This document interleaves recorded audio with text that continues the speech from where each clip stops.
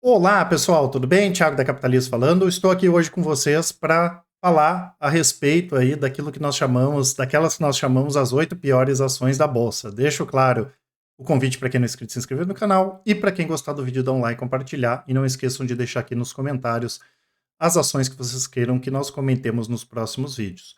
Lembrando, né, pessoal, que a intenção não é falar mal, né? A gente respeita quem tem as ações, enfim, quem trabalha nessas empresas, mas é uma avaliação, né, do nosso setor em relação aos ativos que são interessantes ou não, aqueles que têm perspectivas positivas ou não, até porque, como eu comento sempre, tão importante quanto comprar boas ações é se livrar daqueles negócios que acabam não se concretizando de forma positiva, né? Então é muito importante e é uma coisa que nós fazemos aqui, conhecer muito as empresas, os setores, porque a gente consegue se livrar de várias ciladas nesse sentido.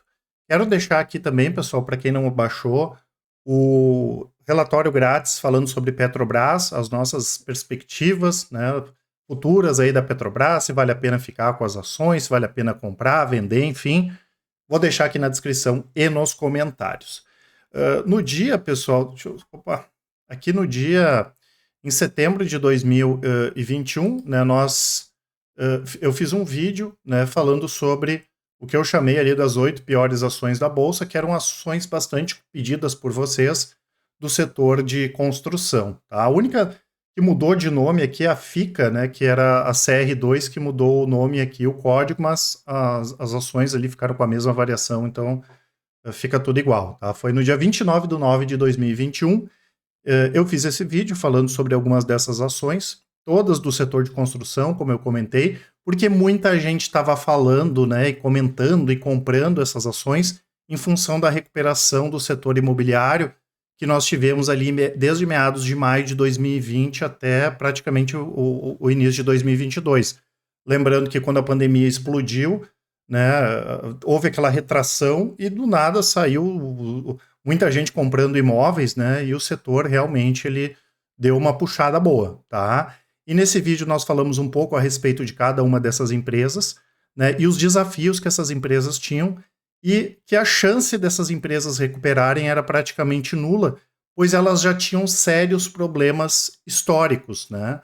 E eu acho interessante falar sobre isso porque muita gente perde dinheiro com esses famigerados turnarounds, né, que é para pegar as empresas de recuperação na esperança de comprar uma maçã podre achando que ela vai se tornar uma maçã boa, né? E na prática, pessoal, isso não acontece. Se uma coisa é ruim, ela tende a continuar ruim, da mesma forma que uma coisa que é boa, ela tende a continuar boa, né? O Real Madrid tende a continuar ganhando e o Ibis tende a continuar perdendo, né? Ainda mais quando a gente fala de bolsa e mais ainda num setor que para a gente é o mais complexo de todos, que é o setor de construção.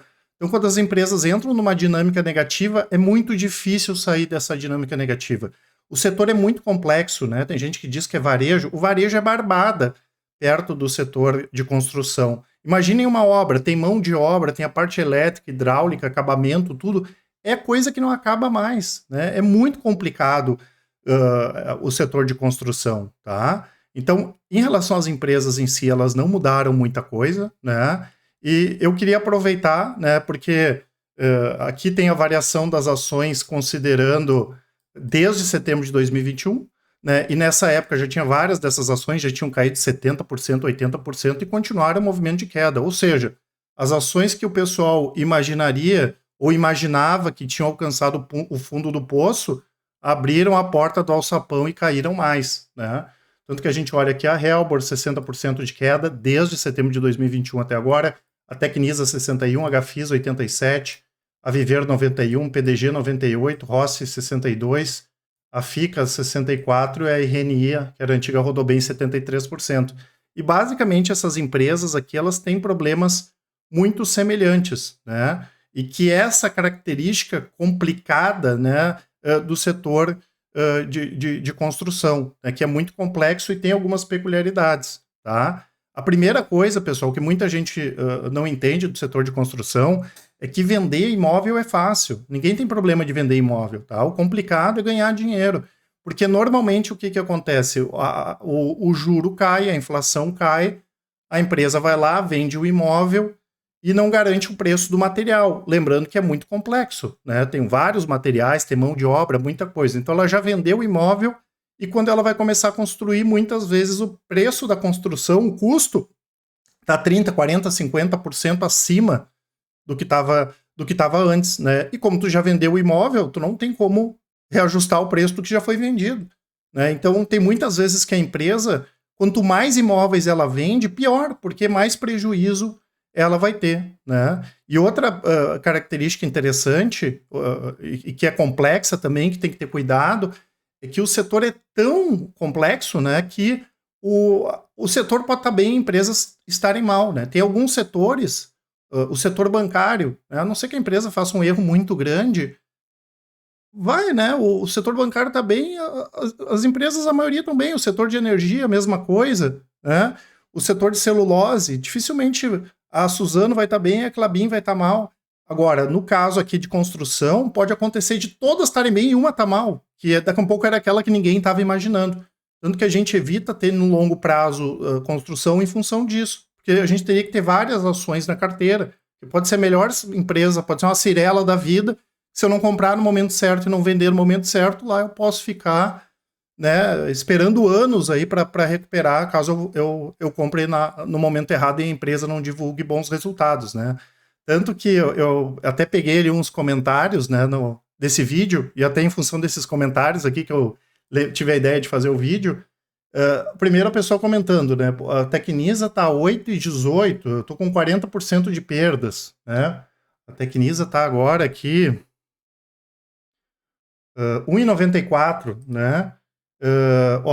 Apesar deles terem anunciado obras, o mercado está derrubando a ação. E esse outro investidor aqui foi lá, comentou algumas coisas mais técnicas, mas o lucro delas aparece à medida que constrói os prédios.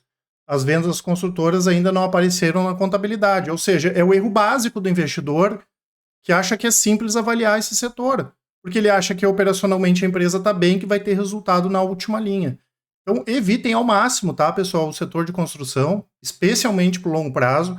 Tem outras formas da gente se expor ao setor de construção, né? Tem empresas, Eucatex, Porto Belo, né? Tem os bancos, tem a Gerdau da vida, que é muito mais simples, né? É muito mais simples eu entender que se o setor de construção bombar, alguém vai comprar aço da Gerdau, do que dentre tantas empresas do setor de construção, eu entender aquelas que vão apresentar os melhores resultados, né? Eu acredito que um dos motivos que os nossos resultados, principalmente com small caps, são bastante positivos é porque a gente tem distância desse setor e prefere investir nele indiretamente, assim como tem vários outros segmentos que vale mais a pena investir indiretamente, né? Por exemplo, montadora de carro é um negócio muito complicado. Agora, vender para montadora é uma coisa boa, então eu posso ter essas empresas que fazem peças, né, tanto para reposição quanto para vender direto para as montadoras, que são bastante interessantes. Então, muito cuidado com o setor de construção, né? Evitem ao máximo e, quando for, tem que fazer uma análise boa. Não dá para fazer nada superficial, porque senão o resultado ali, vocês viram, acaba sendo trágico, tá certo? Eu vou deixar aqui na descrição, pessoal, do vídeo, o nosso site, com os nossos contatos ali, para quem quiser conhecer mais sobre a Capitalizo, né? E qualquer dúvida que vocês tiverem, mandem um e-mail, né? Ou então nos chamem no WhatsApp, mandar um áudio, uma mensagem, que com certeza o pessoal do atendimento vai auxiliar a todos. Grande abraço e ótimos investimentos. Até mais!